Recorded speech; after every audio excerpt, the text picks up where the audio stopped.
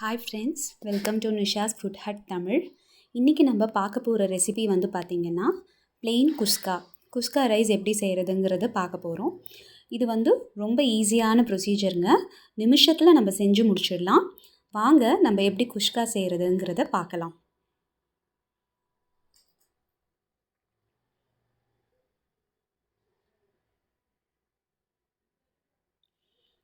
ஒரு குக்கரில் வந்து பார்த்திங்கன்னா 4 ஸ்பூன் அளவு எண்ணெய், கடலெண்ணெயாக இருக்கலாம், இல்லை சன்ஃப்ளவர் ஆயிலும் யூஸ் பண்ணிக்கோங்க.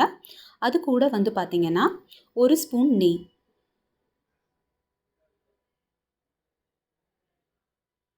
எண்ணெயும் நெய்யும் நல்லா கலந்து காஞ்சிட்டக்கப்புறம் வந்து பார்த்திங்கன்னா 1 ஸ்பூன் சோம்பு,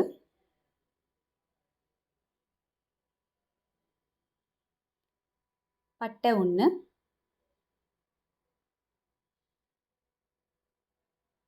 மராத்தி மொக்கு 1,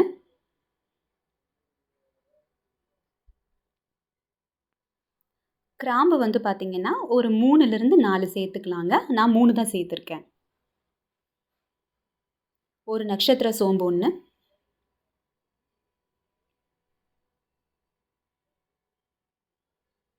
ஏலக்காய் ஒரு 3 ஏலக்காய் சேர்த்துக்கோங்க வாசனைக்கு ஏற்ப. இப்போ சேர்த்த இந்த பட்டை, கிராம்பு, சோம்பு எல்லாத்தையுமே வந்து நல்லா அந்த ஃப்ளேவர் வந்து எண்ணெயில் இறங்குற அளவுக்கு வதக்கிக்கோங்க. அது நல்லா வறுபட்டக்கப்புறம் நம்ம வந்து வெங்காயம் ஒரு 3 வெங்காயம், நீளமாக அரிஞ்ச 3 வெங்காயம் சேர்த்துக்கோங்க. வெங்காயம் வந்து நல்லா வதங்கணும். நல்லா கண்ணாடி மாதிரி ஆகிற வரைக்கும் நல்லா வெங்காயத்தை வதக்கிக்கோங்க.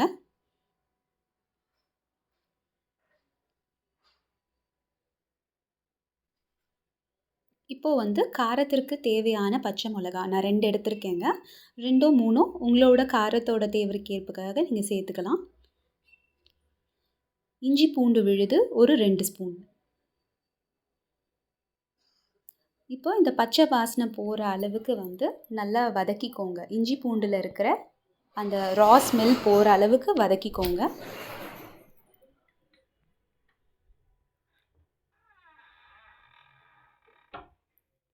தக்காளி 2 சேர்த்துக்கோங்க.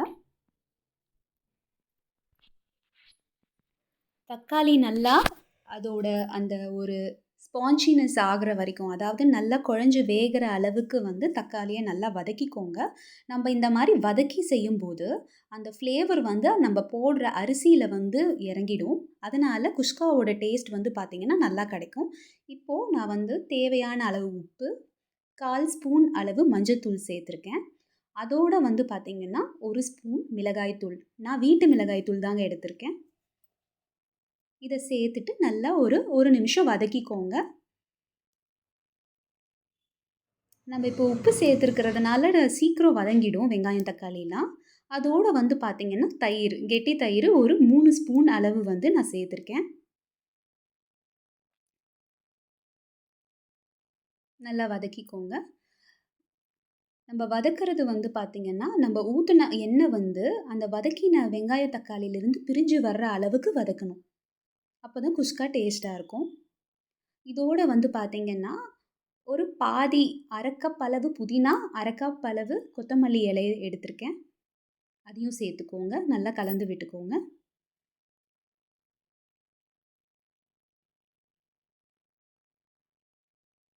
பார்த்திங்கன்னா எண்ணெய் வந்து சைடில் எல்லாம் பிரிஞ்சு வர ஆரம்பிச்சிருச்சு பாருங்கள்.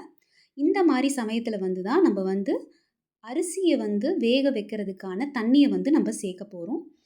தண்ணி வந்து ஒரு 3 கப் அளவு தண்ணி எடுத்திருக்கேங்க. 2 கப் அளவு அரிசிக்கு 3 கப் அளவு தண்ணி. நான் வந்து சீரக சம்பா அரிசி எடுத்திருக்கேன். பாருங்கள், தண்ணி நல்லா கொதி வந்தாச்சு.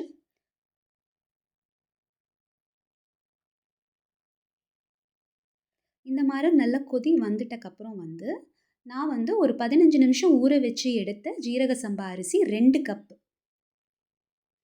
இப்போ சேர்த்துட்ருக்கேன்.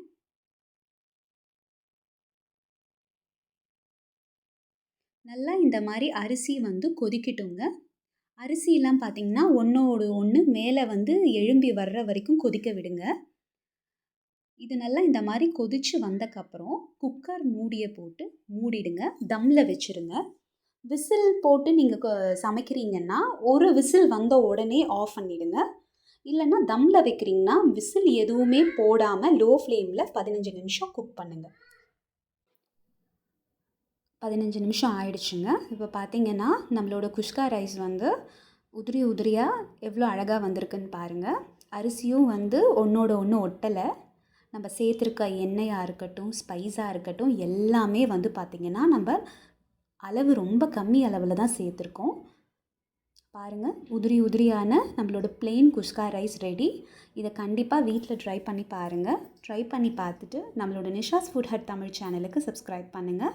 மறக்காமல் பக்கத்தில் இருக்க பெல் ஐக்கான் பட்டன் ப்ரெஸ் பண்ணுங்கள். ஏன்னா அப்போ தான் என்னோடய ரீசன்ட் வீடியோஸ் எல்லாமே உங்களுக்கு அப்டேட் ஆகும். நன்றி.